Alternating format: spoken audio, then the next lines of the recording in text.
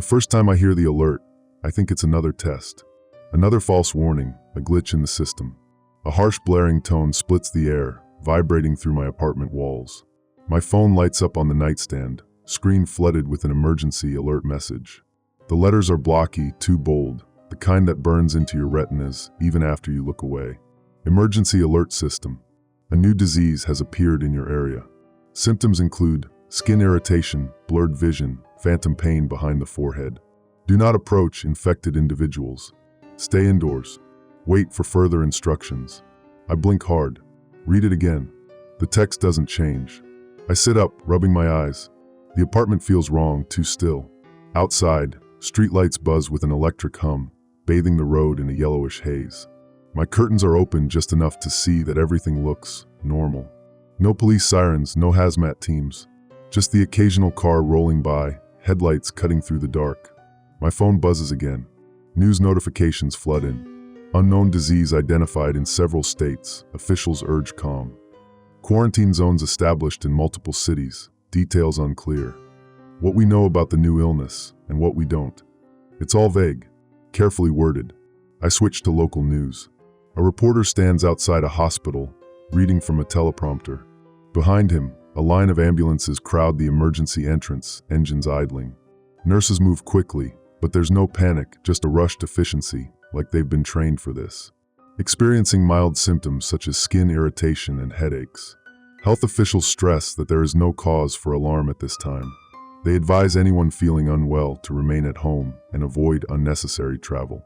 The camera jerks slightly as something moves behind the reporter. A man, hospital gown hanging loose off his shoulders, stumbles toward the camera. His skin looks wrong. Blotchy, stretched tight in some places, sagging in others. He's clutching his head, breathing hard. "Sir? Sir, do you need?" The reporter stops mid-sentence as the man drops to his knees. The camera zooms in, too close, too fast.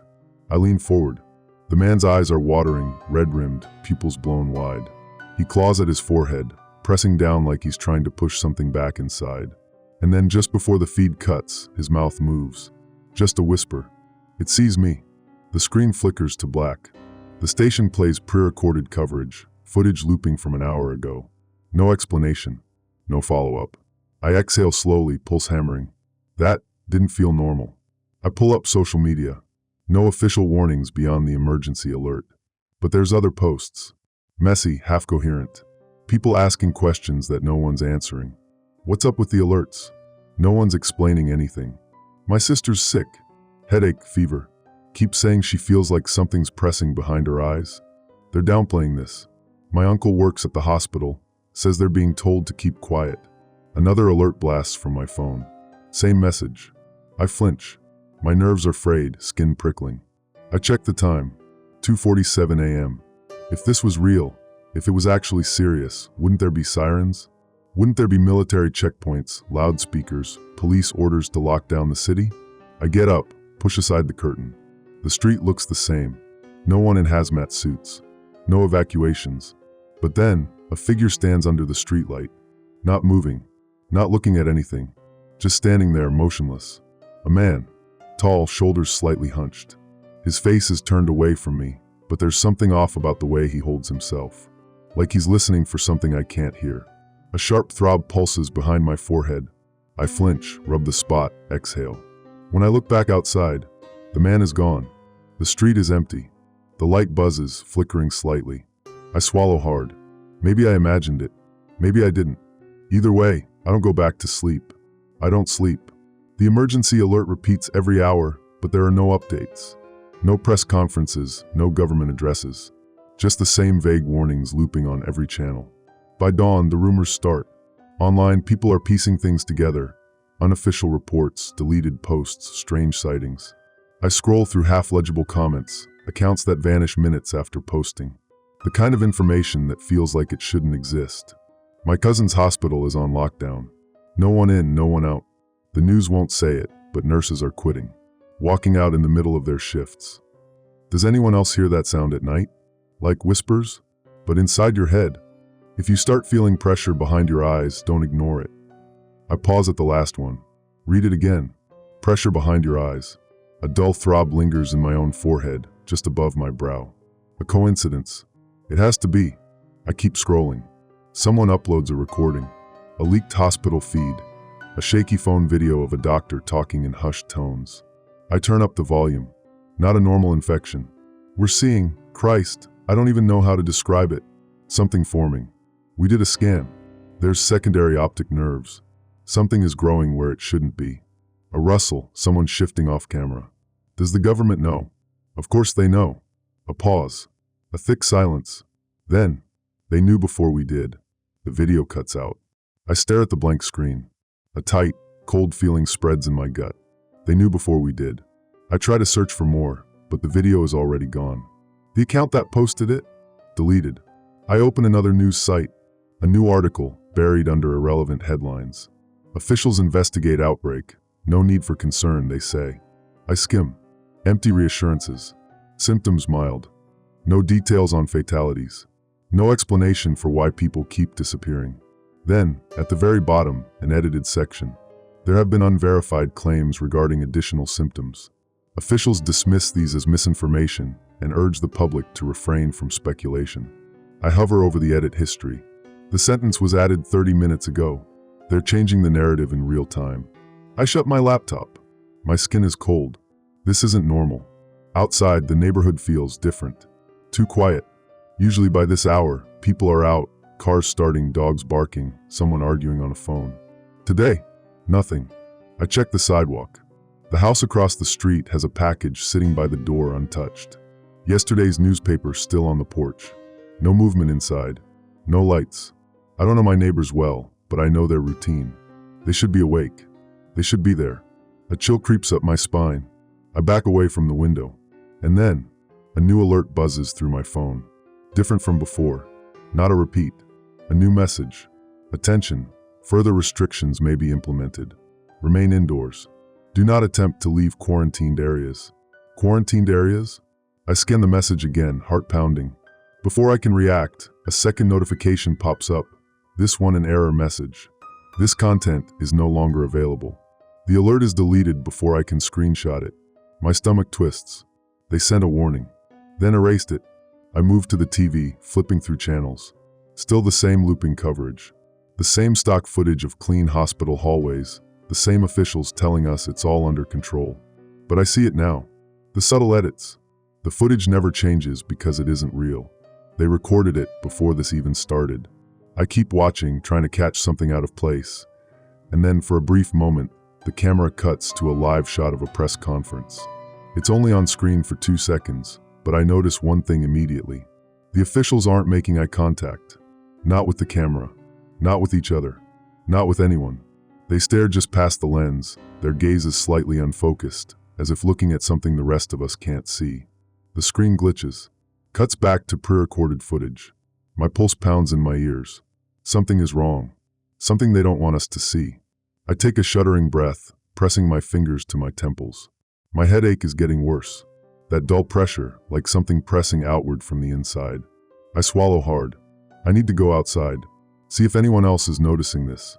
I grab my jacket, move toward the door, and freeze. Through the peephole, the hallway is dark. Too dark. The building's power isn't out. I can still hear the low hum of appliances inside my apartment, but the hallway lights are off. And then, a sound. A soft rustling.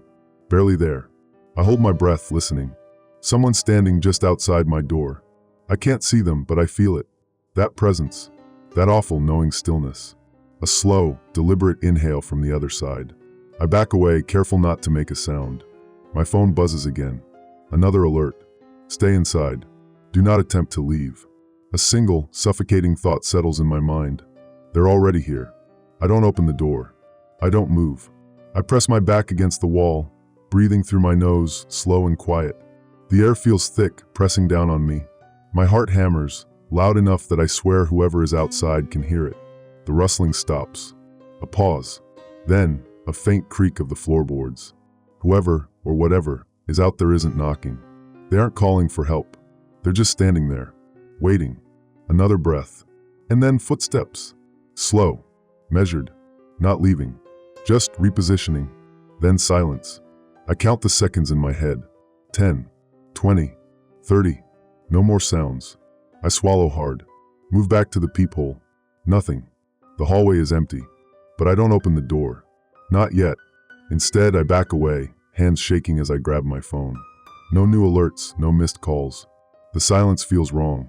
I check social media. The usual chaos. People trying to piece together the same fragments of information. Others claiming it's all fake, a hoax. A few posts about missing people. Then I find something else. A photo.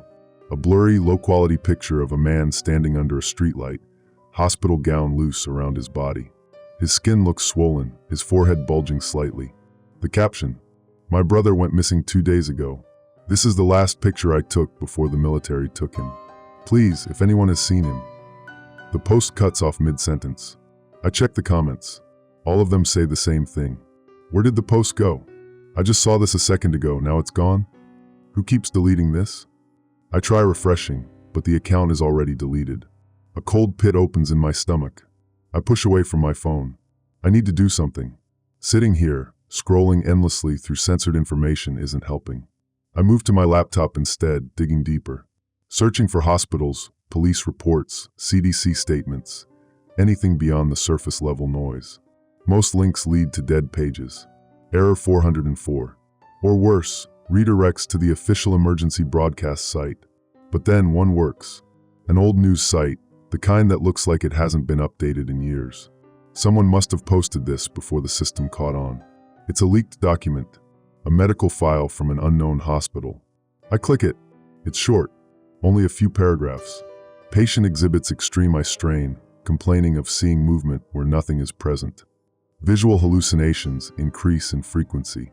Patient claims to experience watching himself from behind. MRI scan shows foreign tissue forming behind the frontal lobe. Shapes resembling. Data redacted. Patient attempts to claw at own eyes. Restraints ordered. I stop reading. Something about those words, watching himself from behind, makes my stomach turn. I scroll further. A second file. A post-mortem report. My hands tremble as I open it. Subject deceased approximate. 3:14 a.m. Body shows signs of trauma around the face and head.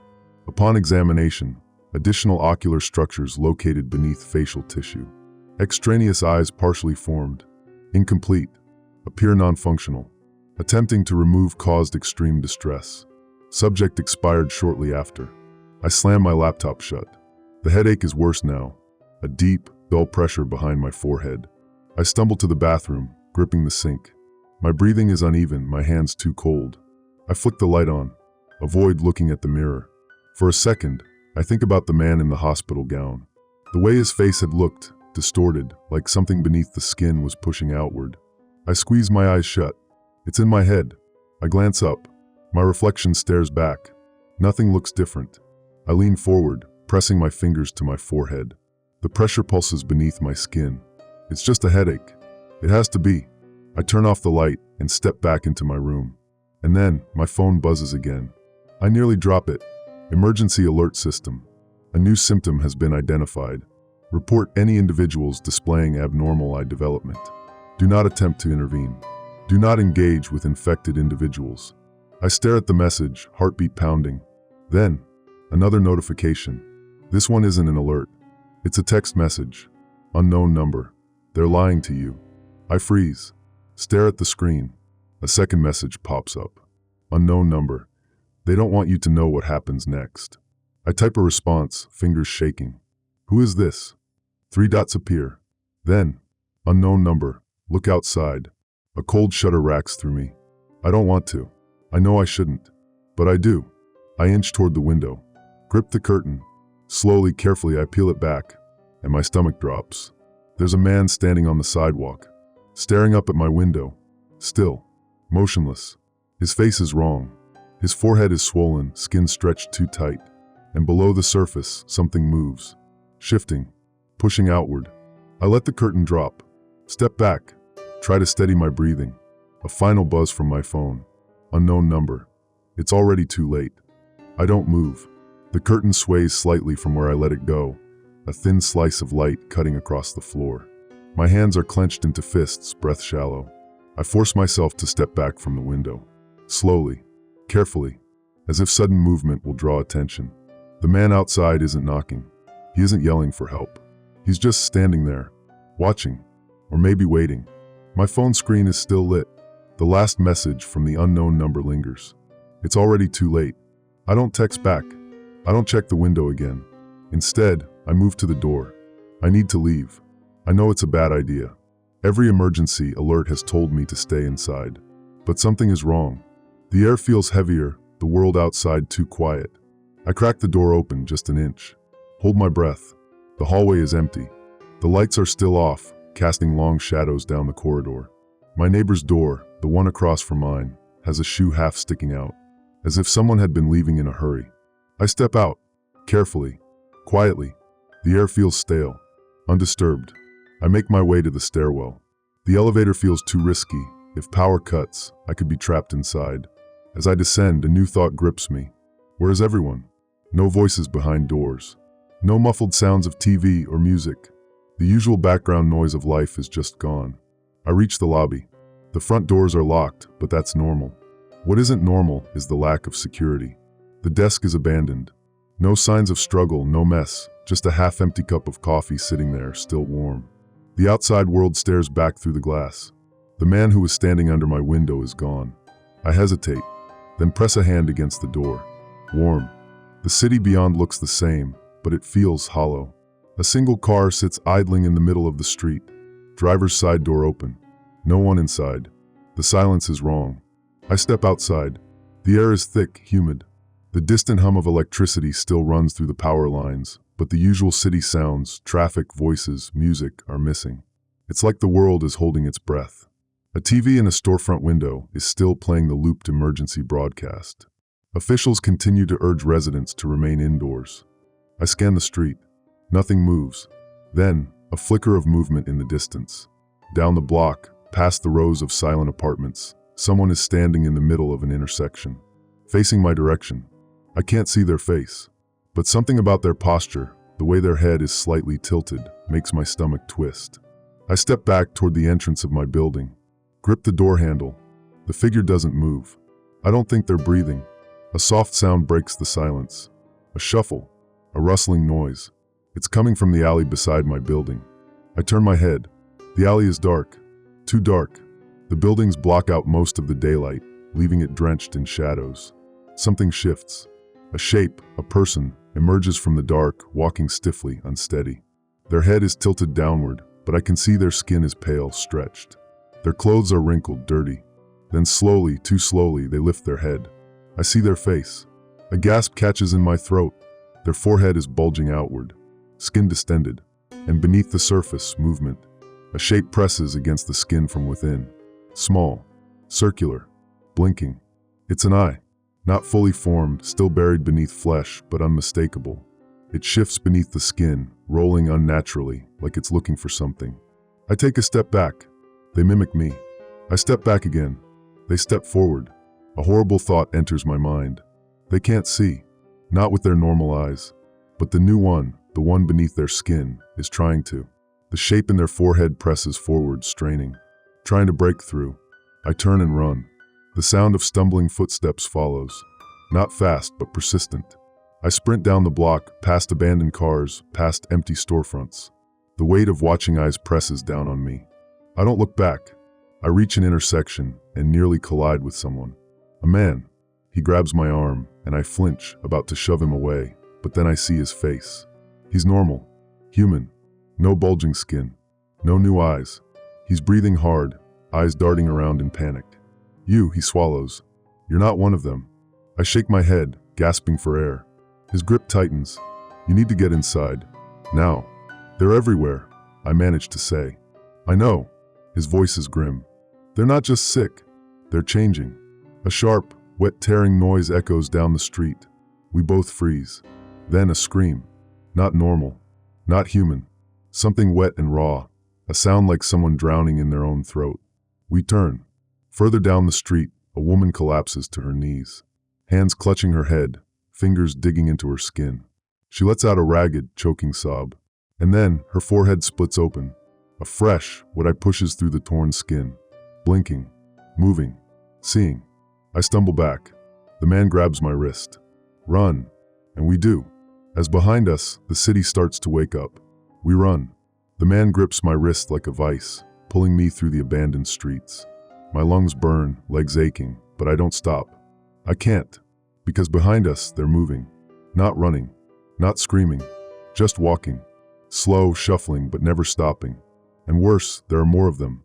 I glance back, immediately regret it. The street that had been empty just minutes ago is now filled with them. People with swollen foreheads, skin stretched too thin. Some are fresh, their new eyes still trapped beneath flesh. Others not. I see a man clawing at his face, nails digging into his own skin. His mouth is open, his breathing ragged, but his hands move without hesitation, tearing away the last layers of flesh. I see the moment it happens. A wet, popping sound. A gleam of something round and glossy. And then, his new eye blinks. I don't stop running. We cut through an alley, feet pounding against the pavement. Garbage bags line the walls, the air thick with rot. I don't care. We need to get off the streets. The man drags me through a rusted door, slamming it shut behind us. We're in a storage room. Dusty shelves, flickering fluorescent light. We stand there, gasping, our breath ragged. For a moment, silence. Then, a soft rustling outside. The man presses a finger to his lips. I nod, pressing myself against the wall. The rustling stops. A pause. Then, footsteps. Slow. Unsteady. Right outside the door. I hold my breath. The man gestures toward the shelves, motions for me to move, hide. I crouch behind a stack of crates. He does the same. The door handle rattles. I swallow hard. Grip my knees. A low, wet exhale drifts through the cracks in the door. Then, the door creaks open. I don't move. Through a gap in the crates, I see them. A woman, or what used to be one. She stands in the doorway, head tilted downward. Her hair falls in front of her face, strands clumped with sweat. Her forehead bulges grotesquely. Beneath her stretched skin, I see it. The eye, moving, searching. She takes a step inside. Her foot scrapes against the floor. She turns her head slightly, like listening. She can't see. Not yet. But I swear, the new eye is trying to. It shifts beneath her skin, pressing against the surface, straining. Trying to break through. I squeeze my eyes shut. Bite my tongue to keep from making a sound. I feel something warm trickle down my forehead. Sweat. The woman takes another step.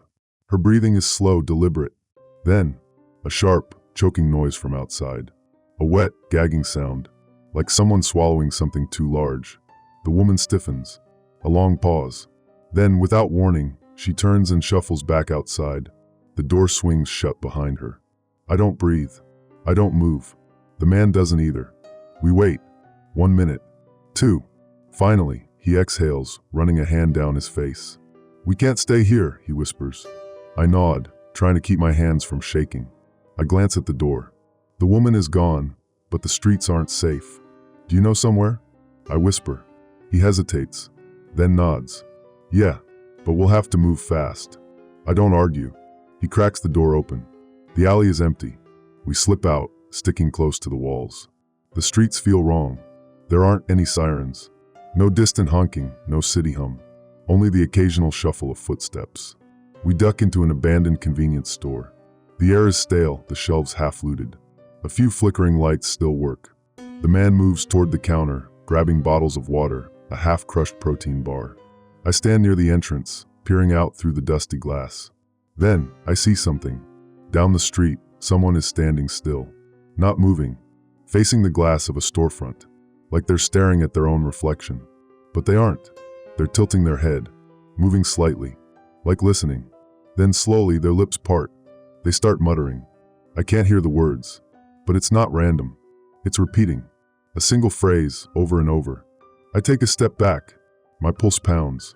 Something is wrong. The man grabs my arm, yanks me away from the window. We're leaving. Now. I don't argue.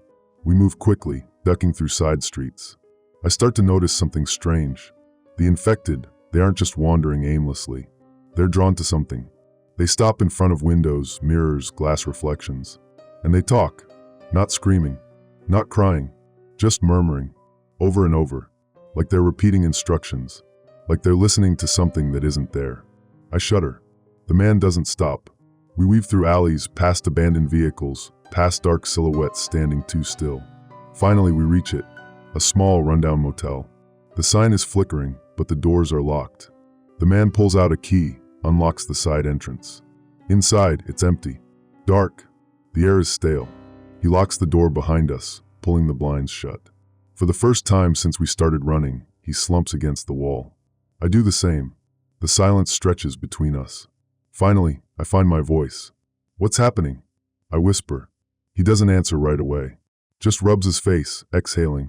Then finally, "They aren't just changing," he says, voice hollow. I frown. "What do you mean?" He looks at me, eyes dark. "They're seeing something." A chill runs down my spine. I remember the way the infected had stopped, the way they had muttered to their reflections. I remember the eye, pushing, shifting beneath the skin, like trying to focus on something beyond human sight. I swallow hard. Then I ask the question I already know the answer to. "What are they looking at?" The man doesn't blink. He just says, "Not us." The motel room is silent. The only sound is our breathing, slow and uneven. The man, I still don't know his name, stares at the floor, his hands gripping his knees. He's shaking. I don't know how long we sit there. Minutes? An hour? Outside, the world holds its breath. Then a noise. A single, shuffling footstep in the parking lot. I tense. The man's head snaps up. We don't move.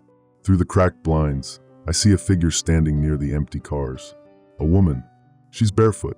Her clothes, a nightgown, stained with something dark. Her posture stiff, unnatural.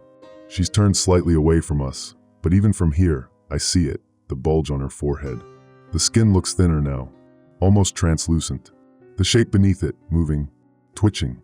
But she's not looking at us. She's looking up. Not at the motel. Not at the street. At the sky. Her lips part. She starts to whisper. I can't hear the words. The man leans closer to the window. His breath fogs the glass. What is she saying? I whisper. He shakes his head. I press my ear to the door. Listen. Soft. Muffled. But I can make out something. The same phrase over and over. The woman tilts her head. Her new eye, asterisk asterisk, still trapped beneath flesh, asterisk asterisk, pushes forward, like it's trying to see past her skin. I swallow hard. Then I hear something else. More footsteps. A second figure appears. Then a third. One by one, they gather in the parking lot. Men. Women. Some in pajamas. Some in office clothes, torn and stained. All of them looking up, murmuring. The man grabs my wrist. His fingers dig into my skin. They're listening to something. I shake my head. There's nothing there. He doesn't answer. I glance up, following their gaze. The night sky is clear. The moon hangs above us, bright and full. Stars blink dimly in the distance. Nothing else. But I can't shake the feeling that they see something we don't. The murmuring grows louder. A feverish, desperate chant. Then one of them stops. A man in a torn suit. His face slack, his forehead bulging grotesquely. He tilts his head. His breathing quickens. And then he starts walking. Not towards us. Not towards anything at all. Just forward. Straight into the street. His pace is steady, unbroken. Like he's following something. The others do the same. One by one, they start walking. Their eyes locked on nothing. Their new eyes pushing, shifting beneath skin, straining to see. The man grips my arm tighter. They're going somewhere, he breathes. I nod. Because I see it too. They aren't wandering aimlessly. They're following something invisible. Something pulling them forward. The murmuring continues. Louder. More frantic. I press my back against the wall. My heart pounds. What do we do? I whisper. The man swallows hard. We follow. I stare at him. What? They know something we don't. He glances out the window again. And I need to know where they're going. I don't want to. Every instinct screams at me to stay hidden. But something about this is wrong. This isn't a normal outbreak. This isn't a disease anymore. Something is calling them. And I need to know what it is. I nod. We slip out the back door, moving in the shadows. The air is thick, suffocating. The smell of sweat and something sour lingers. The infected don't notice us. They just keep walking. We fall in line behind them. Not too close. Not too far. Their movements are slow but deliberate. They march through the dead city, past abandoned cars, past empty storefronts. A man stumbles over a fallen newspaper stand. He doesn't react. Doesn't even hesitate. Just keeps walking. Like he can't stop. I steal a glance at the man beside me. His jaw is tight. They don't blink, he mutters. I look back at the infected. He's right. Even the ones whose new eyes haven't fully formed, they don't blink. Their pupils are dilated, like they're seeing something too bright. The murmuring grows louder. Ahead, the street opens into an empty intersection. They stop. A woman drops to her knees. She presses her hands to her face, fingers trembling. Then she starts laughing. Not normal. Not happy. Wet. Ragged. Like choking on air. And then, she screams. A blood-curdling raw noise. The others drop to their knees too. Some claw at their faces. Some writhe. Some tilt their heads back, eyes wide, gazing at the empty sky. My breath catches in my throat. The skin on their foreheads splits open. New what eyes push through. Blinking. Adjusting. Seeing. The murmuring stops. A moment of pure, horrible silence. Then all at once, they turn toward us. Their new eyes, unblinking, focused. Seeing something beyond us. The man grabs my hand. Run. We tear down the street. Behind us, they start moving too. Not shuffling. Not stumbling. Running. The quiet, passive creatures we had been watching gone. Now they are chasing. And I know. They see us now. We run. The street is a blur beneath my feet. My lungs burn, my legs scream, but I don't stop. I can't. Because behind us, they are coming. No more slow shuffling. No more absent murmuring. Now they move like hunters. Fast. Unrelenting. Their bare feet slap against the pavement. Their ragged breathing fills the night air. And worst of all, they don't make a sound. No screams. No howls. Just silence. Except for the pounding of their feet. The man pulls me down an alley, nearly slamming me into the brick wall as we turn the corner. My hands scrape against the rough surface, but I barely feel it. Faster, he gasps. I don't respond. I just run. We burst into a side street, feet skidding against gravel. A row of darkened storefronts stretches ahead. The street lamps flicker weakly. I risk a glance back. They're still there.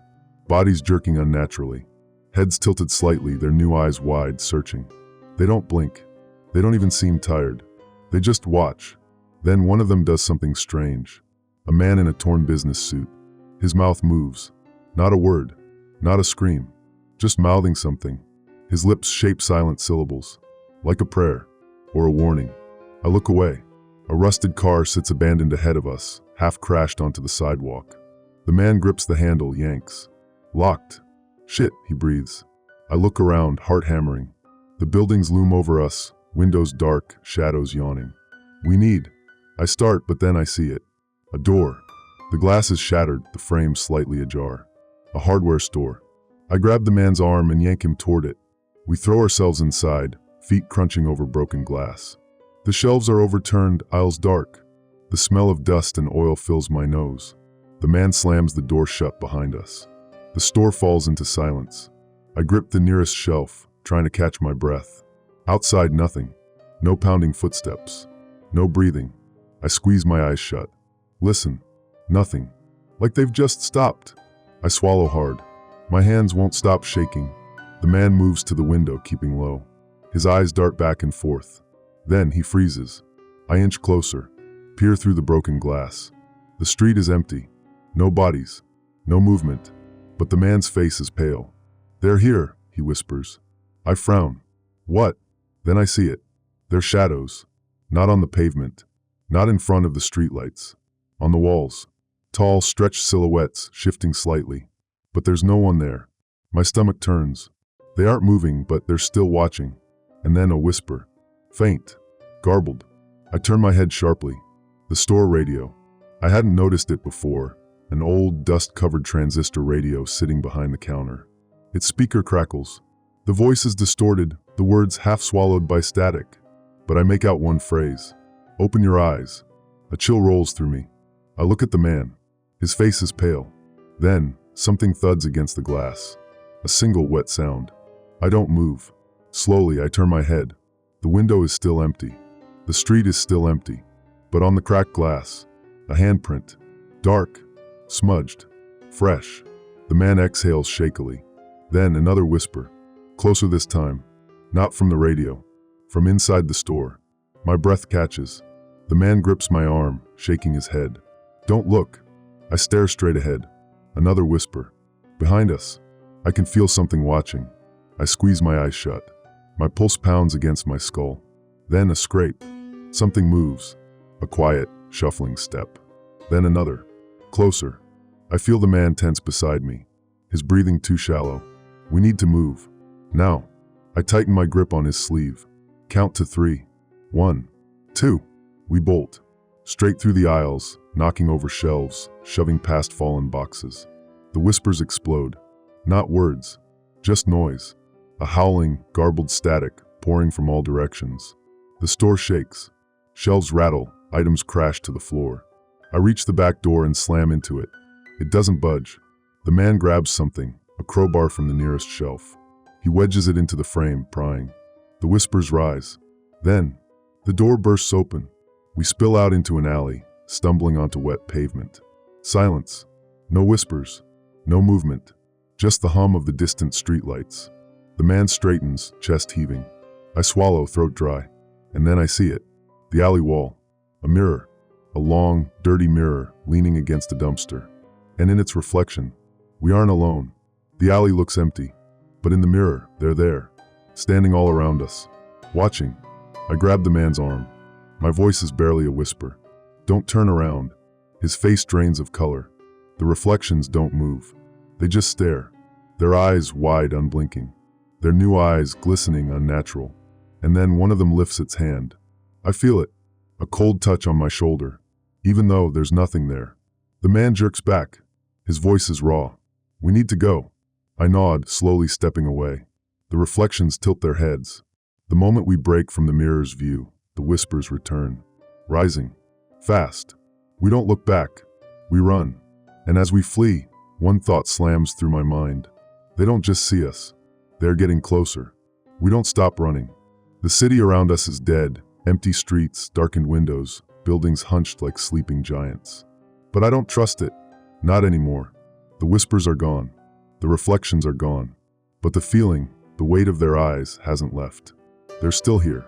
Somewhere. The man grips my wrist tighter, leading me through another alley. His breathing is ragged, but his steps stay sure. He knows where he's going. I don't ask. I just follow, because I don't know where else to go. We push through a rusted gate, stepping into an overgrown lot. The weeds brush against my ankles. A house stands ahead of us. A small one. Peeling paint. Boarded windows. A place forgotten by time. The man doesn't hesitate. He reaches into his pocket, pulls out a key. I don't question it. He unlocks the door and shoves it open. The air inside is stale. Dust clings to the air, swirling in the dim glow of a battery-powered lantern on the floor. I step inside. The man slams the door shut behind us. Locks it. Bolts it. We stand there, breathing heavy. The only sound in the room is the quiet hum of the lantern. I glance around. The house is bare, just a mattress in the corner, a metal desk with papers scattered across it. No personal belongings. No furniture. Like someone was never really living here. Just waiting. I turn to him. What is this place? He doesn't answer. He just moves to the desk, flipping through the papers. I step closer. The pages are covered in handwritten notes. Scratched out words. Diagrams. Newspaper clippings. And drawings. Eyes. Over and over. Different shapes, different sizes. Some human. Some not. My stomach knots. I pick up one of the papers. The writing is messy, frantic. They don't just see. They show. My hands shake. I flip to another page. Looking is contagious. Once you see, you can't unsee. A chill rolls through me. I meet his gaze. How long have you known? His jaw tightens. He doesn't answer. Instead, he moves to the window, peeling back the edge of a curtain. Just enough to look outside. I watch him carefully. He's afraid. That's when I notice something. The way he stands. The way he tilts his head, just slightly. Not towards the window. Towards the sky. A terrible thought crawls into my mind. I swallow. What are you looking at? The man doesn't move. He just keeps staring. I step forward, careful. Tell me. He exhales, finally turning to face me.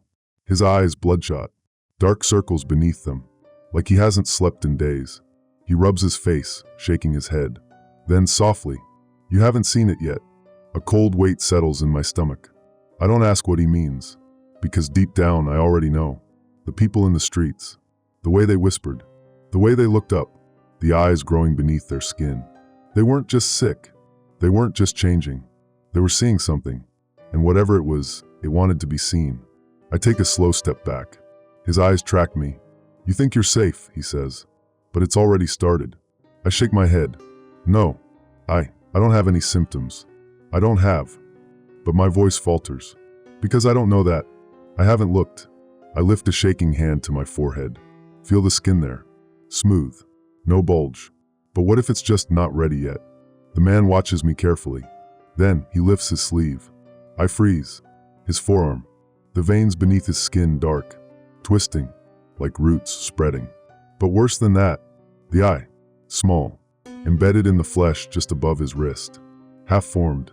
The lids still fusing together. The pupil cloudy. But it's there. It's watching. I stumble back, ball rising in my throat. He exhales sharply. Pulls his sleeve down. "It's slow at first," he says. "Just a feeling. Like something is behind you. Watching." I shake my head. "No." You try to ignore it. "No." But then you start seeing things. His voice is so calm. Too calm. Like he's already accepted something I haven't. He looks back toward the window. "You'll see it soon." I don't realize I'm crying until I taste salt. This isn't happening. This can't be happening. I press my hands to my forehead, squeezing my eyes shut. It's not real. I don't have it. I don't have it. I don't. A sound. A knock. My breath catches. Not at the door. The window. The man doesn't move. His face is pale. The knock comes again. Soft. Rhythmic. Not urgent. Patient. I can't breathe. I don't want to look. I don't want to see. But something inside me, something deeper, something foreign, wants me to. The same thing that pulled those people into the street. The same thing that made them walk without stopping. The same thing that split their skin open to give them more eyes to see. I squeeze my hands into fists. The knock comes again. Then the whisper. Right by my ear. Soft. Familiar. My own voice. Telling me, "Open your eyes." I don't move. I don't breathe. The knock is still there. Soft. Insistent. The whisper still lingers in my ears, curling around my thoughts like smoke. My own voice. Saying the thing I don't want to hear. "Open your eyes." The man hasn't moved either. His gaze is locked on the window. Not looking. Not yet. But I see the way his fingers tremble against his leg. The way his breathing has gone too shallow, too careful. He hears it too. I swallow hard, my throat raw. The knock comes again. No. I squeeze my eyes shut, shaking my head. I don't want to look. I won't. A cold pressure builds against my skull, behind my eyelids. A terrible, clawing sensation. Like something inside me is straining, desperate to push forward. I force the words out. "We need to leave." My voice sounds wrong, like it's coming from somewhere else. The man doesn't answer. He just stands there, listening, waiting. The knock is gone now. But something else is here. Something breathing. It's close. Too close. I can feel it standing right behind me. I squeeze my hands into fists. My nails dig into my palms. I don't turn around. I don't dare. The man finally speaks. His voice is hoarse. There's nowhere to go. I open my mouth, but I don't know what to say. Because I know he's right. Even if we ran, even if we found a car and sped into the horizon, it would still be there. Because it's already inside us. I clench my jaw. Force myself to breathe through the panic. Think. The papers on the desk. The notes. The warnings. Looking is contagious. Once you see, you can't unsee. So don't look. That's the only rule. I focus on the ground. The old wooden floorboards beneath my feet. The dust motes floating through the lantern's dim glow. Not the window. Not the thing standing behind me. Not the sound of my own voice, still whispering, still urging. Open your eyes. No. I dig my heels into the ground. I hold. And then, a new sound. The radio. It crackles to life on the desk. A burst of static.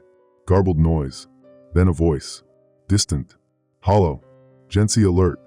I snap my head toward it. For a split second, I almost forget. Almost look at the window. I stop myself just in time. My stomach twists. The man doesn't even flinch. He's still staring straight ahead. The radio stutters again. A woman's voice, distorted through the static. Symptoms include a long burst of dead air. Then, spreading. Do not make eye contact. Do not acknowledge them. Do not. The signal cuts out. The silence that follows is worse. Something shifts behind me.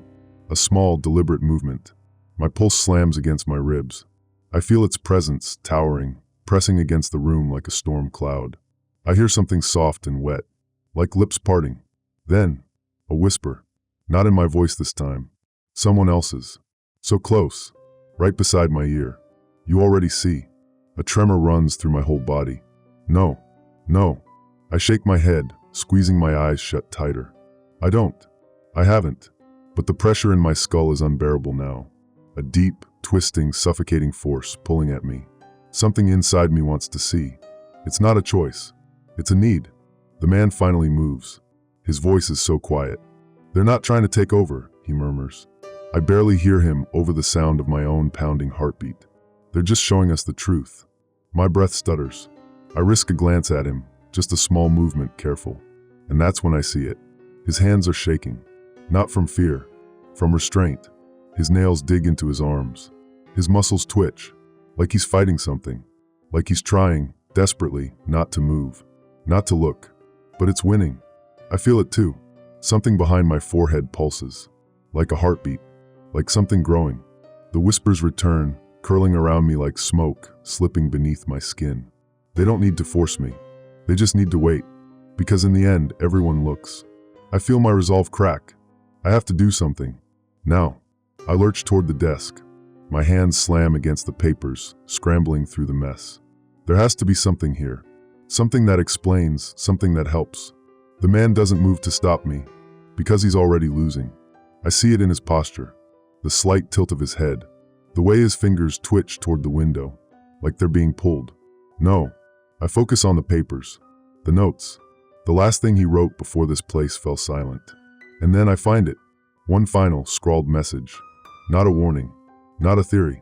Just one last desperate command. They can't take what you give freely. My breath catches. The words burn into my brain. They can't take what you give freely. The pressure in my skull is unbearable now. My whole body shakes. My bones feel too tight. I know what this means. I know what I have to do. It's the only way to stop it. The only way to make it end. The man lets out a choked breath. His fingers dig into his legs. His eyes flicker toward the window. And this time, he doesn't stop himself.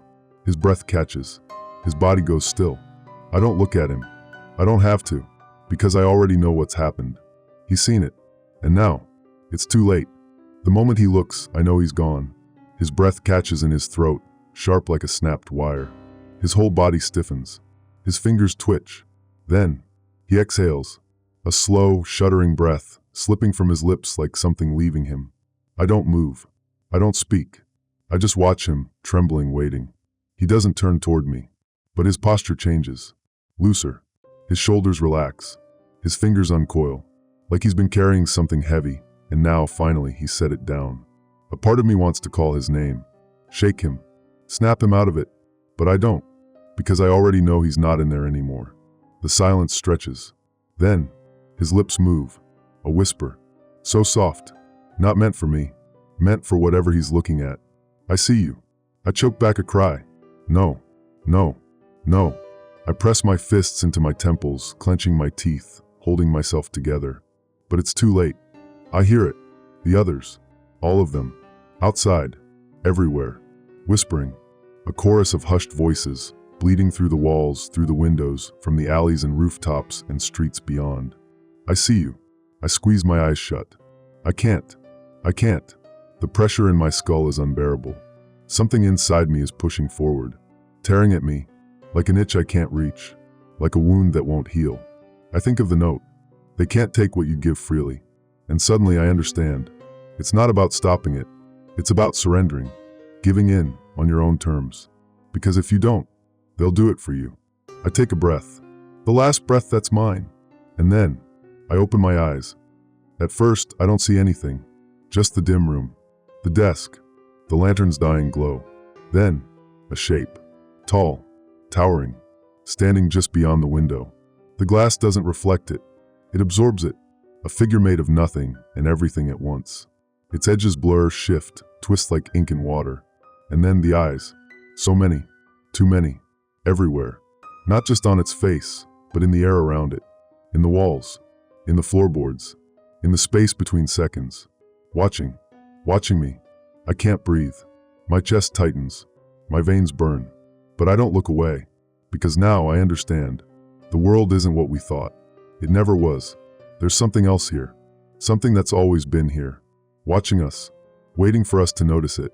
I feel my skin shift. Something beneath it moves. I touch my forehead. My fingers tremble. And I feel it. The eyelid. Soft. Delicate. Not yet open. But soon. Very soon. I turn to the man. He's still standing by the window. Staring. His mouth moves, forming silent words. I don't need to hear them. I already know what he's saying.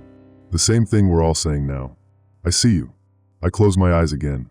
And this time, when I do, I don't see darkness. I see them. All of them. Stretching beyond the horizon. Beyond the sky. Beyond everything. And they're looking back. They've been waiting for us. I exhale. A slow, shuddering breath. And when I open my mouth, the last thing I say is, I see you.